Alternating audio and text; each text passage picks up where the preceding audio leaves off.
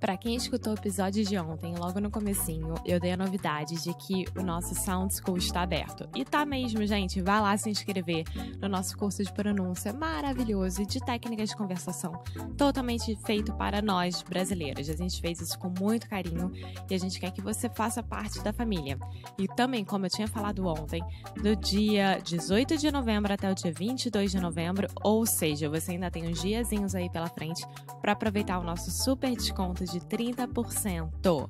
É muito bom, então vá lá aproveitar. É só clicar no nosso site, inglês.com, e se inscrever ainda hoje, tá? Então é isso, aproveitem. You ready to go? I am. Okay, let's do it. Olá, olá! Bem-vindo a mais um episódio aqui do Inglês Necro Rádio. Muito bom estar com você aqui. E eu vou dar meu recadinho diário. Meu recado diário é para você que ainda não se inscreveu no Cambly, ainda não tem uma conta no Cambly, vá lá aproveitar e conhecer essa plataforma incrível. Essa plataforma incrível que a gente tanto fala aqui tem professores de inglês, ou seja, professores nativos de língua inglesa 24 horas por dia lá te esperando para você ter aulas. E qualquer nível pode. Se você está começando, se você já entende, se você quer avançado, se você quer se aprofundar em alguma outra coisa. Então, é só acessar cambly.com, C-A-M de Maria, B de bola, L-Y, ou o aplicativo do Cambly e colocar o nosso cupom que é Inglês no Cru Podcast. Desse jeito você pode ter uma aula de graça e aproveitar ao máximo isso tudo aqui que a gente anda falando, tá bom? Então vá lá aproveitar. Now, on with the show!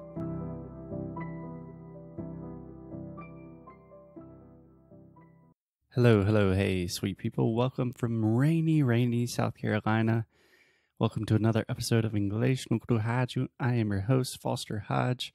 I have some serious, hopefully not life-threatening chest pains, so Alexia is going to take away the show from here. Alexia, how you doing? I'm fine. And why are you laughing? I'm trying not to laugh because it hurts. Yes, so hello guys. Welcome to another episode of Inglês no Rádio. We are here today to talk about motivation again. But this time is about my motivation learning English. So the tables have turned and it's going to be more than just motivation. So if you did not listen to the show yesterday, we talked about my experience learning Portuguese. I think some of you will find it useful or at least kind of funny. And today, the tables have turned and we are talking about Alexia. Yeah. I feel that we already talked a lot about my English. Yeah, we've recorded almost 500 episodes. We talk about ourselves a lot. Yeah. Do you think that's narcissistic? No. Yeah, I don't think we're narcissistic people at all, but... Because if it was narcissistic, we wouldn't be wanting to share the stories and share knowledge. We would keep it just for ourselves. No, I think a lot of narcissists like to share things for fame. I don't know. That's definitely a different episode. Okay. So, Alexia, where I wanted to start today, you are an extremely motivating and motivated person. You motivate me. You get motivated quite easily. But I believe from my personal experiences with you compared to my personal experiences with me, I was raised into a very disciplined family, very like capitalist American, work hard, play hard, that kind of thing. So it's never been a problem for me with school or work to be super, not like disciplined and like, here's my routine, but like, hey, I have work to do. I'm going to get it done no matter what. Even if I have like some serious physical problems right now, I'm still going to record podcast. But my general vibe is you didn't really have that as much as me. You have the motivation part, but you don't have like an intense like discipline routine type thing. Well, I did. My mom was the discipline crazy lady. She was the disciplinarian. Yeah. Yeah. She was very good at that job for a long time. But at school, all my teachers, when we used to have those meetings between parents and teachers, you know? PTA, Parent-Teacher Association. Yeah, reunião de pais. Yeah, parent-teacher meeting.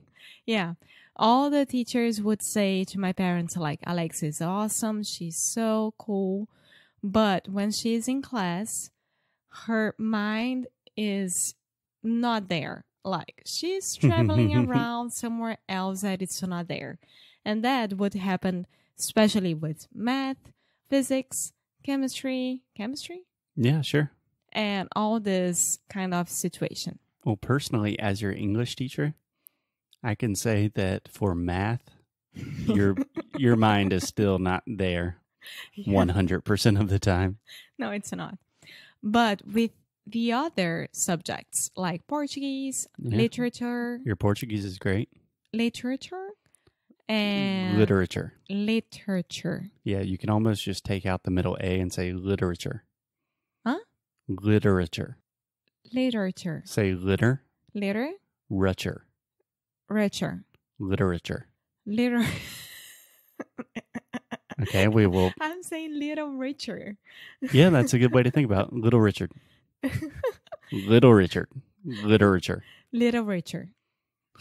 Yeah, now you're just saying Little Richard. We go back to that at some point. Yeah, we'll create a routine and systems and discipline around that. But. Yes, and history, not that much with geography, but a lot with languages. Yeah, this is not a make fun of Alexia episode.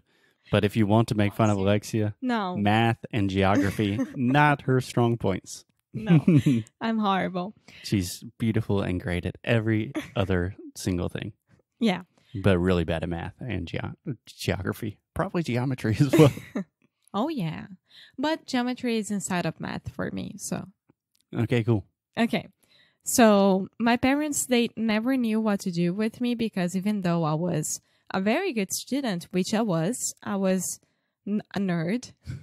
I wasn't that good with my discipline and sitting down to study and pay attention at those things that I really, really don't like. Right. So I used to have a lot of private teachers for these disciplines. And when I was with them, studying with them, I was very motivated and I was very, very into that because I felt like someone was giving me the attention necessary to get me through that and having me doing the best of that I could do. Right. And I think this is a perfect combination of what we have been talking about, that motivation is not enough. You are an incredibly intelligent woman now that you are 30 years old. You are incredibly motivated. You are easily inspired, and you don't have a lack of anything. But I think that's just so obvious that, yeah, if you're not motivated, you're not going to be disciplined. And if you're not in a situation where you feel that you're paid attention to, you're not going to be disciplined. No, and that's a problem, I think. I don't say it's a problem, but it's a situation that I have today that I have such a hard time to do things that I don't think that they are good or that it's a very good useful of my time. A very good use of your time? Yeah, use of my time. For example? For example, the worksheets of Careca Connection. Yeah. Our other podcast, our Portuguese podcast. You're talking about doing transcriptions? Yeah. I mean, it was almost the worst thing ever for me. You remember that? Yeah, and I think it's because it was not the right situation for you. That transcribing Portuguese, for me, it's an intellectual challenge. I think for you, it was just super boring. So, yeah. But talking about my English situation and how I learn language, my parents, they were very, very into getting me speaking English forever since I was born, I think. Yeah. Because they really believe that English is the most important language to speak outside your native. language, of course. So it should be your second language. Yeah. And can I specifically mention 3 situations that really stand out to me that as just kind of curious points about your English? Mm-hmm. So your English has always been really good since you were quite young. So 3 situations that really just seem like transitional things where you took everything to the next level. First, when you spent a month in England when you were a young girl. Second, starting this podcast, committing to recording English every day. I would say when I met you and then starting the podcast. I would. Okay, we can put those as the same thing. Meeting me, number 1, duh. And then the final one, speaking at my brother's wedding. Yes, or I could say any family gathering. Yeah. Not only speaking at your brother's wedding, but any family gathering, I think. Family relationship stuff. Because, guys, when I met Foster, I wasn't that confident about my English because at the time, I wasn't speaking that much English with anyone. I wasn't taking English classes or anything like that. So I was like, how would that be? And when I met him and we started to talk, I was like, okay, I can still do this. I had to get better at this, but I can still do this. Yeah. What I think is fascinating is if you listen to the first episodes of this podcast, which, a couple of years ago we started recording these, your English isn't that much different in a lot of ways. Like if I listened to you then and I had to say, what is your English level? I would say advanced. If I listen to you now, I would say advanced. But at the same time, there's not that too many technical differences. At the same time, everything's different. And I think that's just your confidence, these subtle but very important improvements you've made to your accent and your intonation, things like that are really important and powerful. Yeah. So this keeps me motivated. And of course, I have a boyfriend who is American. My work... Yeah. What's his name? What's he like? Sabe. He's so cute. My work is all related to English. Everything about my life nowadays is half English and half Portuguese. Of course, this helps me a lot to continue doing this and having to record episodes for you and being the guinea pig of Inglês Negro Rádio is the most amazing thing for me and my English, talking about personally and professionally. Yeah. But what? I think this is a really good English hack that no one really talks about. So there are some people that love languages, I would include myself in this category, where if I'm very motivated to learn something, I will learn it, and then the situation kind of comes last. But if you are a person more like Alexia that lacks some of that discipline to learn boring stuff, like Alexia never wants to study grammar or some of the really annoying things with pronunciation you never want to do. But when the situation is right, if you have to do something with my family, Alexia is practicing everything in English, and your discipline and motivation is just automatically there. Yes, and that's how I learn. That's why I think at the first episode about talking about motivation, I said there is no perfect formula. Each one has to do the way that it's better for you. Yeah. So my way is not always under pressure, but it's when I see that I really, really need to do and get better at that point, at that situation. So nowadays, I am more and more realizing that I need to write better in English and get more informal with my text messages and stuff like that. Yeah, maybe less emojis, less exclamation points. Would you stop with that? Okay, sorry.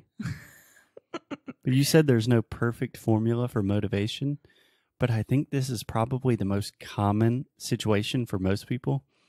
is they're motivated, they really want to learn English, but learning a new language is so hard. It takes so much time, and it's a pain in the ass. Most of it is super boring. So an easy hack to not have any of that is just put yourself in a situation where you know you're going to be speaking English all of the time. Then you don't have to think about discipline. You just have to do it. You know what I'm saying? Yeah. And that's what I'm doing nowadays. I'm just doing it.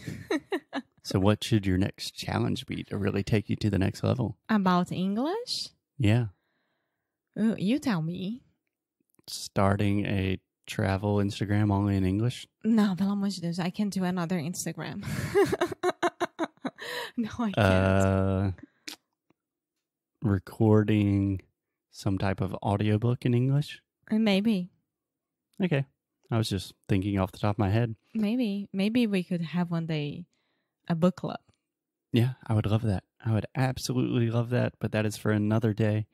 But I think for today, the best piece of advice we can give you is be like Alexia. Be the guinea pig, and you will never have to worry about discipline and boring stuff anymore because you will just be in that situation where you have to do it. Yeah. Yeah, and it's stressful, it's boring sometimes, it's annoying sometimes, but the results are amazing. And if you are into that, you should do it. And that's it. That's my opinion about it. Yeah. Yeah. I mean, learning a new language sucks, but it's awesome. Yes, it's awesome. That's the most simple way I can say it. Yeah. Okay. On that high note, I think that's it. We will talk to you guys tomorrow. Okay, bye. Tchau, tchau. Muito obrigada por ter escutado mais um episódio aqui do nosso Inglês no Micro Rádio. E como vocês já escutaram lá no comecinho, o nosso SoundSchool está aberto. E é com muito amor e carinho que a gente fez esse curso especialmente para vocês. E a gente está muito, muito, muito feliz de ter aberto de novo esse curso maravilhoso. Aproveitando que tem desconto da semana do dia 18 de novembro de 2019 até o dia 22 de novembro de 2019. Ou seja, você pode se inscrever ainda hoje no SoundSchool com 30% de desconto. E como é que você faz isso? É só indo no nosso querido site inglês.nbsp.com e lá vão ter todas as informações. E também é só você ler as nossas show notes, porque a gente vai colocar o código, vai colocar tudo direitinho aqui embaixo. Então é isso. Aproveitem, se inscrevam e venham fazer parte dessa família maravilhosa que é o Inglês no Micro.